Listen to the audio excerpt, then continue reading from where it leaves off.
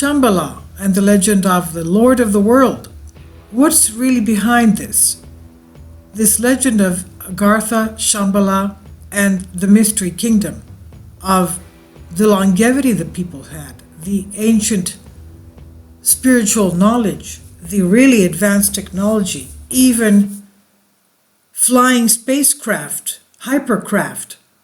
If you see the video before this one, Shambhala and Agartha, the unsolved mysteries and the high technology, they even talk about witnessing a light orb golden UFO over the Tibetan mountains. This was in the late 1920s, witnessed by a group of people. Now, they also talked about the Lord of the World in the underground cities of Shambhala and Agartha. Current theory holds the secret rulers of humanity are alien reptilian race. Now, the more we talk about this, the more they sound to me like they're ancient Atlanteans that are even around today. Now, the best known version of this comes from British author David Icke. It's all too easy to believe that the current leaders of humanity are operating from the reptilian part of the brain, which is devoid of any capacity of love, compassion, or justice, but an alien race. And what makes reptiles aliens? They've been on this planet for over 300 million years, some say. Now, if you go to the Emerald Tablets, written by Thoth the Atlantean, he confirmed thousands of years ago that the reptilians take on human appearances because they're shapeshifters. They've also taken the position of the leaders of the world. And they're a detriment to humans, he says, in his Emerald Tablets. But let's go on with this. So, it's all too easy to believe the current leaders of humanity are operating from the reptilian part of the brain, which is devoid of any empathy, love, or compassion, or even justice.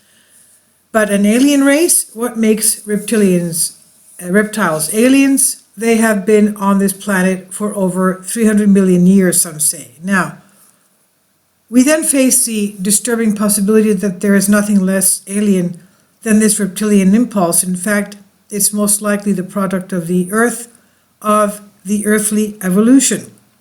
And we may then turn around and ask whether it's actually the higher, more selfless types of motivation that are implants from an alien world. The visionary author Philip K. Dick believes something like this. For him, the immortal one, quote unquote, or the plasmate, as he called it, is an impulse that comes from outside our world but can bond with a human entity to create a homoplasmate in which the mortal human is annexed permanently to the immortal. The Divine Invasion, the title of one of Dick's novels, alludes to this possibility. Consideration leading us to look at a powerful idea that comes out of the world of esotericism, that just as there are visible hierarchies bent on perpetuating their own power, there are other unseen hierarchies that are moving or attempting to move the human race towards higher and purer states. Well, we know of the angelic hierarchies. There are 10. One of the hierarchies of the angels was kicked out of the kingdom of God because of their haughtiness and selfishness, and they are the evil ones and the minions, and they are never to be replaced and put back there in that hierarchy. That angelic hierarchy, the 10th, is to be replaced by humans. And that's why the evil one and his minions hate humans so much and trying to stop them from getting there. So there are the other 9 hierarchies of angels and archangels, dominions and powers, the unseen angelic powers of God. Now they are always around us. They are just in another dimension. Now, one of the most intriguing versions of this teaching is the idea of the Lord of the World, the head of an unseen but benevolent hierarchy that governs humanity, according to this article.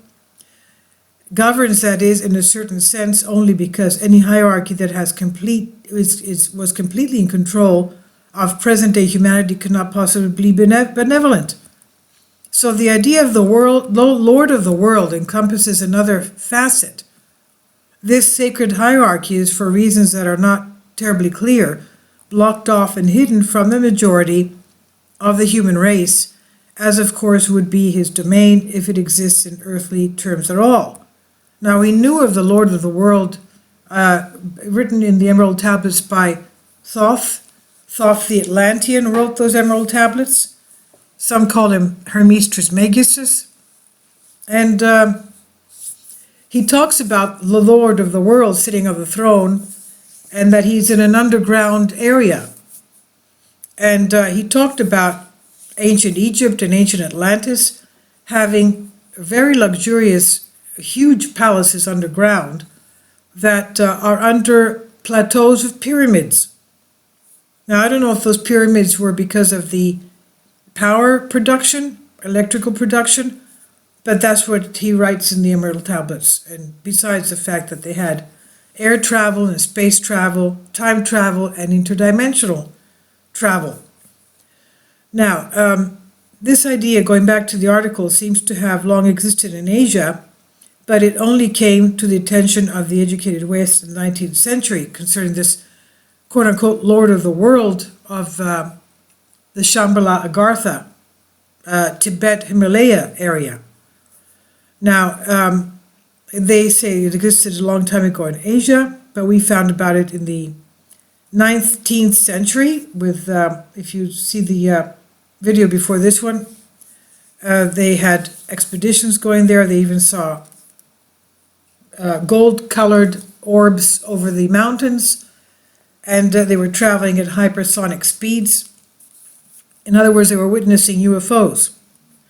So, this came to the attention of the West in the 19th century, first from the French journalist named Louis Jacoliot, who had been a magistrate in southern India, and he collected local lore and legends when he was there. In his 1873 book, Les Filles de Dieu, the Sons of God, he mentions a legend of Agartha, or Agartha, city of the sun, the capital of Brahmatma, the seat of Brahminical power, the ancestor of Thebes, Babylon, and Nineveh, the Rome of the antediluvian times, destroyed by revolt of the Kshatriyas, the warrior caste around 5000 BC. That's over 7,000 years ago. So he ties this in with Thebes, Babylon, Nineveh, before the Great Flood. And most likely this has to do with the Atlanteans and Atlantean technology. Now, the subterranean Agartha, or Shambhala, it was the French occultist Alexandre Saint-Yves d'Alvedier who brought the idea of this mysterious kingdom to the attention of mystics and esoterics of the West. In his book Mission de l'Indie, Mission of India, he spoke of the city of Agartha, whose name in Sanskrit, according to St. Yves, meant inaccessible to violence, and which continues to exist in some unspecified location in Central Asia, both on the surface and underground, in the bowels of the earth. For St. Yves, Agartha, or Agartha, was a real and palpable city, hidden, but in theory discoverable. Now, when we're talking about Agartha, we're also talking about Shambhala. Now, indeed, part of the the motive of writing the book, he said, was that, quote, certain powers in their competition with each other across the whole of Asia, and quote, were bound to discover it and try to invade it. He was alluding to Great Britain and Russia, which were then engaged in the great game of control of Central Asia. By divulging its existence, St. Yves believes he was warning the colonial powers to leave Agartha Shambhala alone for their own good. St. Yves' book was published in 1886, but abortively. For obscure reasons, he had almost the entire edition pulled and burned as well. Only a stray copy or two survived, which made the full publication of the book possible in 1910, a year after his death. The Mission of India, published in English under the title The Kingdom of Agartha, is a short but grandiose work propounding the idea of the sovereign pontiff, quote-unquote, of Agartha, the Brahmatma. After it was published, it attracted much attention in French occultist circles. In 1924, another book appeared, the memoir called Beasts, Men, and Gods. It was written by Ferdinand Ossendowski, and he had been a white officer in the Russian Civil War, and he fled because of the Bolsheviks and ended up in the area of Tibet.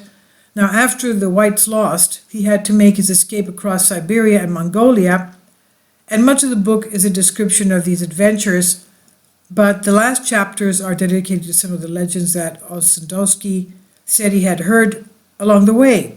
One was of the subterranean land called Agartha, and according to Ossendowski, one Lama told him, quote, more than 60,000 years ago, we're talking about now, long time ago, way before the flood, or one of the, recent floods, deluge, and the existence of the Sumerian kings, which reigned over tens of thousands of years. They had very long longevity, lifespans, and the same thing with the Atlanteans.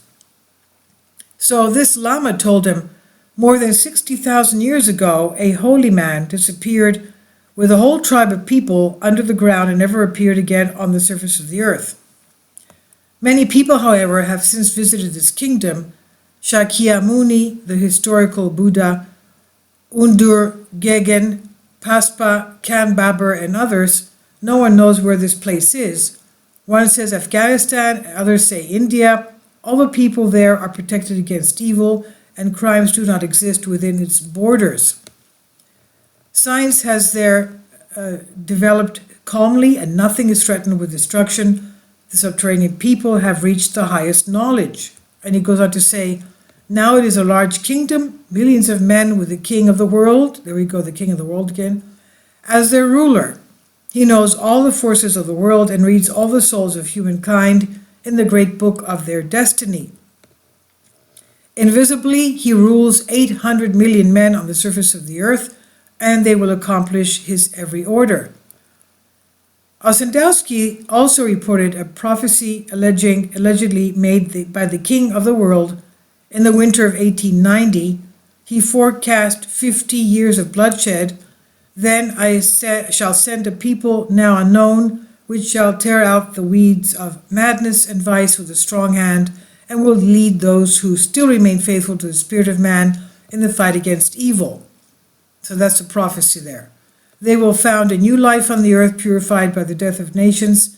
In the 50th year only, three great kingdoms will appear, which will exist happily 71 years. Afterwards, there will be 18 years of war and destruction. Then the peoples of Agartha will come up from their subterranean caves to the surface of the earth. It is tempting, though, of course, completely speculative, to connect the, quote, 50 years of bloodshed, unquote, to the two world wars, followed by a period of comparative peace under three great nations, the United States, Russia, and China, a question mark, that would last 71 years. So if you start this 71 years at the end of World War II in 1945, that brings us to 2016. By this reckoning, the people of Agartha will emerge in the year 2034. Ever since 2012 came and went, we had no new dates for the imminent end of time, so those in need of such a thing may want to consider this as a possibility. All right. Ossendowski's book became a bestseller and drew further attention to the idea of Agartha Shambhala and the Lord of the World, who sits underground. And again, this is so much about similarities with the Emerald Tablets, about the underground Lord of the World, sitting on his throne underground. And if you'd like to read the Emerald Tablets, are on the playlist on my videos, and you should, because there's so much in there you should know of. It has to do with our history, our anthropology, and these emerald tablets were just recently translated. And they were written by the hand of Thoth, the Atlantean, who was one of the first deities of ancient Egypt. Now, there has been much debate here, it says, about whether Ossendowski borrowed his legends from St. Eve. Those who say he did not point to the similarities, even in specific and superficial detail, between the two. Those who deny the connection included Ossendowski himself, who said he had never heard of St. Eve or his theories before his own book was published. Rene Guenon, one figure who came out in support of Ossendowski, was the famous French esotericist Rene Guenon, in a short book published in 1927 entitled Le Roi du Monde, the King of the World. The English title is The Lord of the World. Guenon wrote, quote, "Even if a certain amount of plagiarism were to be admitted, the fact remains that Ossendowski puts forward various original ideas which definitely are not to be found in Mission d'Indy, and which he would certainly not have been able to invent in their entirety," end quote. If only because Ossendowski was, quote, "so ignorant of anything which touched upon the esoteric that he was manifestly incapable of seizing their true import," end quote. Guenon's book is surprising. Ordinarily, he had nothing but contempt for the material and came out of French occultist circles like St. Eve. Hence, his support for his idea, this idea of a hidden kingdom of initiates, may seem strange, but in fact it fits well with Guénon's worldview. One of the mainsprings of Guénon's thought is the idea that the society of the modern West is not a triumph of evolution, an idea he despised, but rather a reflection of an extremely degenerate age that he equated with the Hindu Kali Yuga, or the Age of Darkness. One corollary of this idea is the belief that humanity did have a connection with a sacred center and a hierarchy in prehistoric times, but this connection has been obscured and to all practical purposes lost. Thus, it was natural for Guenon to hold to an idea of a hidden sacred kingdom. This holy land, which is defended by guardians who keep it hidden from profane view while ensuring a certain exterior communication, is to all intents and purposes inaccessible and invisible to all except those possessing the necessary qualifications for entry, he wrote. So does this holy land exist physically, or does it exist in symbolic sense only? Guenon replied, quote, "The simple answer is that both geographically and historical facts possess a symbolic validity that in no way detracts from their being facts, but that actually, beyond this reality, gives them a higher significance." The Lord of the World is a short book, but a somewhat disjointed one, including chapters on subjects as diverse as the Grail, the mysterious biblical figure of Melchizedek, and the angel Metatron of Kabbalistic legend. Its views can be sketched as follows. There's a secret Lord of the World, known as a Brahmatma, possibly to be identified with both Metatron and Melchizedek. Under this potentate, also known as a Brahmatma, are two figures, the Mahatma and the Mahanga, who represent the priestly and royal functions respectively. The abode from which the Brahmatma reigns is called Paradesa, before the coming of the Kali Yuga around 3000 BC, that is like 5,000 years ago. The name was, Guenon says, the source of the word paradise. Paradesa is the Brahmatma was called Paradesa, source of the word paradise, and is now called Agartha. This supreme center is represented in various geographic locales by sacred cities including Jerusalem and Rome, but none of these are the center itself. Agartha, Guenon writes, did not always exist underground and will not always remain so. Hence, the prophecy of the people of Agartha will, at some point in the possible near future, return to the surface of the earth. For Guenon, this symbolizes the end of the Kali Yuga, the dark phase of the cycle in which we now live. For the time being, though, Agartha is hidden and occluded. Some who are familiar with Eastern traditions we'll see a similarity between Agartha and the kingdom of Shambhala, known from the Tibetan Buddhist tradition. And not only that, we see a similarity very much so with the cultures and the underground, luxurious 1,000-room palaces of the Atlanteans. Now, Shambhala too is hidden, inaccessible, is described sometimes as an actual place, sometimes almost as a state of mind. One difference is that Shambhala is seen as a city, possibly on Earth, rather than a subterranean one under Earth, underground.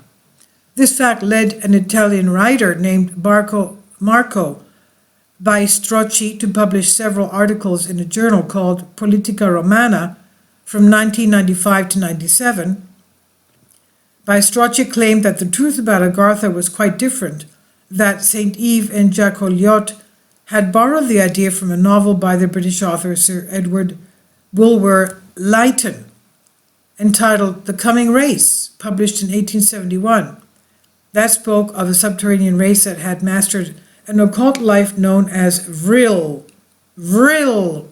Okay, there we go, the Vril again, that the Germans of the 1940s were after. Now, according to Baistrocchi, Guenon picked up on this idea of the subterranean race for rather convoluted reasons.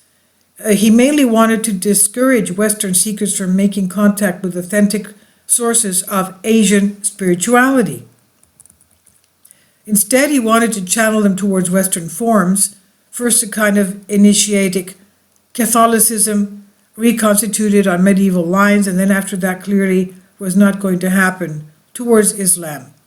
Guenon converted to Islam around 1912 and moved to Cairo in 1930. He lived there for the rest of his life. Guenon thus followed St. Yves, trying to prevent, quote, Europeans from restoring contact with the true and authentic Asian world, and above all with the doctrine of the Kala Chakra, from which the myth of Shambhala derives. This is what Baistrocchi wrote. He says, with the help of his disciples who continued to promote his works, St. Yves succeeded in turning aside the curiosity and interest in the Indo-Tibetan world that H.P. Blavatsky and the Theosophical Society, for all their limitations, had fostered, end quote. The argument with its plots and counterplots, like those in Umberto Eco's clumsy novel Foucault's Pendulum, can be hard to follow. Guénon's attitude towards the world religions is complex. He regards Christianity as degenerate, believing that its links to esoteric tradition center were broken in late medieval times. In the West, only very small and obscure initiatic lineages preserve some semblance of this tradition in Christianity. The religion he prizes above all is Hinduism. Most of his metaphysical theory is derived from Hindu thought in one way or another, and Guénon writes fairly little about Islam. On the other hand, it's true that Guénon's influence turned many of his followers to Muslims, with disastrous results, according to Baistrocchi. Quote, by draining the spiritual entities from Europe, the crisis of the modern world has been indirectly accelerated and regeneration has been hindered, and at the same time Islam has been reinforced, in which there grows from day to day an even more rigid, anti-spiritual and counter-traditional fundamentalism, he said. This claim may be extreme, but it does seem Guénon's influence has been stronger in that world than may have fed fundamentalists. Mark Sedgwick's book Against the Modern World discusses this question in detail. From a non-academic point of view, the strange book by Jean-Marc Almond, Rene Guenon et les sept tours de diable, Rene Guenon and the Seven Towers of the Devil, explores the counter-initiatic, that is, the diabolic elements of our time and locales, locates their centers in such places as Syria, Sudan, and Iraq. C.W. Leadbetter, Alice Bailey, and the Christ. To return to the main thread of the story, travelers who made contact with Tibet in the early 20th century, when it was still a rarity, were struck by the resemblance between Agartha, which they knew from the occultist literature, and the decidedly non-subterranean kingdom of Shambhala, about which they heard in their travels. but they found no stories about the subterranean kingdom. The French explorer Alexandre David Neil said she asked the 13th Dalai Lama, the predecessor of the one now in office, about his legend, and he replied, "Do you take us for moles?" Another high Tibetan authority, the Panchen Lama, told her, "You know that beyond making machines and things like that, Westerners aren't very intelligent, but I never thought they could have been stupid enough to imagine such things." Agartha may, in a distorted fashion, reflect the very real Tibetan legend of Shambala. If Guénon's aim had been to steer Westerners away from it, which I very much doubt, he failed miserably, largely because the real legend of Shambala, central to Tibetan Buddhism, has become so well known in the West. And as a result of this direct infusion of Tibetan knowledge, the legend of Agartha has faded into the background. But the theme of the Lord of the World persists. Along different lines, it is propounded by the British theosophist Leadbeater. Leadbeater wrote in 1925, "The world is governed by a spiritual king, the one of the Lord of the Flame, who came long ago from Venus. Venus! He is called by the Hindus Sanat Kumara, the last word being a title meaning prince or ruler. Other names given to him are the one initiator, the one without a second, the eternal youth of 16 summers, and after we speak of him as the Lord of the world, he is the supreme ruler. In his hand and within his actual aura lies the whole of this planet. In his mind, he holds the whole plan of evolution at some high level of which we know nothing. He is the force which drives the whole world machine, the embodiment of the divine will on this planet. His consciousness is of so extended a nature that it comprehends at once all the life on our globe. The Lord of the world," Leadbeater added, "is the head of the Brotherhood, the collection of individuals who have awakened to at least some degree and are working to promote the collective evolution of humanity." Whatever that means. Now, the hierarchy of adepts described by Leadbeater is extremely complex, but for example, Sanat Kumara, the Lord of the World, is the head of a trinity of rulers of the human race along with the Lord Buddha and the Maha Chohan.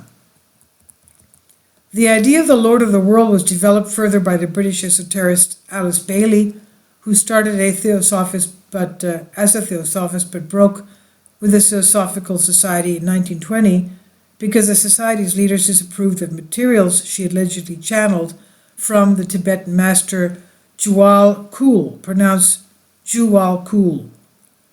Bailey foretells the reappearance of the Christ.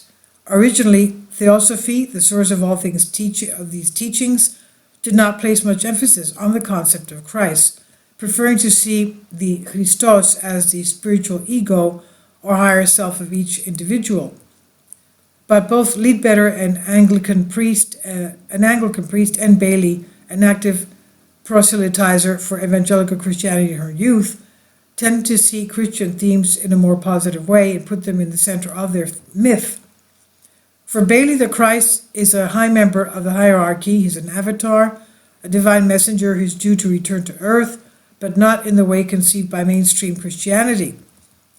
Quote, "No one knows in what nation he will come. He may appear as an Englishman, Russian, Negro, Latin, Turk, a Hindu, or any other nationality," Bailey wrote, but it was the preparation for his appearance of the Christ that was the main work of the hierarchy in her day. To this end, preparation is being made for the emergence of the hierarchy in the world of men, Bailey added. The hierarchy is orienting itself into much closer rapport with humanity, and the members of the hierarchy are already one by one entering into our outer activity on the physical plane. This externalization of the hierarchy, Bailey called it, the appearance of the Christ and the New World Order religion will emerge from these events, are all to foster the plan, quote unquote. This plan, she wrote, will make available to every man all past achievements and knowledges. It will reveal to man the true significance of his mind and brain, make him the master of that equipment, and will make him, therefore, omnipresent and eventually open the door to omniscience. And the next development of the plan will produce in man an understanding, intelligent and cooperative of the divine purpose, end quote. Bailey's ideas, in turn, were taken up by the Scottish visionary Benjamin Cream, who accepted Leadbetter's identification of Christ with Maitreya. The coming Buddha of Buddhism announced in 75 that Maitreya had already taken incarnation. In the years since, Cream has continued to assert that Maitreya, the world teacher, is here and needed, quote unquote. Cream has even claimed that Maitreya appeared on American television, though when and in what identity is not specified. Now, I don't agree with this, that Maitreya is the Christ. I'm just saying what this article says. Now, the dark forces, if we are governed from inner planes by a supernatural wise and benign spiritual hierarchy, why does the world so often seem to be ruled by evil? One might conclude that anyone who was Lord of the world as we know it would be someone to stay away from. In response, Bailey said that there's also dark forces which are working against the living principle of love as embodied in the hierarchy. Like many occult writers, Bailey paints an ambiguous picture of these dark forces. At times they seem to be an essential part of the cosmic order. Quote, the dark forces work in the form side of expression, she writes, but then adds, and with the founding of a center of control which will be theirs entirely, end quote. One has the impression that in some way these dark forces are necessary and that the form side of expression is necessary, but in some other way they represent a kind of corruption and imbalance. In any event, if there is a Lord of the world with an attended hierarchy, there must also be a corresponding hierarchy of evil, employing, in Bailey's word, chaos, disruption, lack of establishment security, and consequent fear. This would go towards explaining why, despite the efforts of high beings in inner planes, the world seems so often to go awry. Is it plausible to believe that such things as a hierarchy or a benevolent Lord of the world living in the etheric realm? Certainly it seems unrealistic to search for anything that would prove the existence of such beings and societies in a way that would be satisfying, say, to a journalist. But the fact that these legends persist and have cropped up so many times in so many forms leads one to believe that we as humans recognize that other, larger forces govern our lives. Nor is it satisfying to assume these are simply the forces of nature or of the political and economic powers that be. There is an intuition, however dim, that there are powers behind the scenes of physical reality shaping this reality. Whether you find this possibility inspiring or troubling may in the end simply be a matter of your character, taste, and aspiration. This is by Richard Smalley, New Dawn magazine, and sources are Jean-Marc Allemagne, Rene Guenon, and this is by Alexander Light. Humans Are Free, and it's Creative Commons.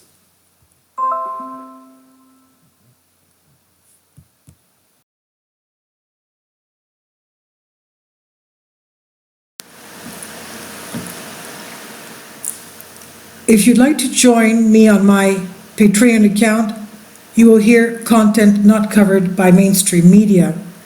These riveting stories will be based on my research, and I will state my opinions and give my personal insight on diverse and controversial subjects and world events not covered by mainstream media, and not supported by YouTube guidelines.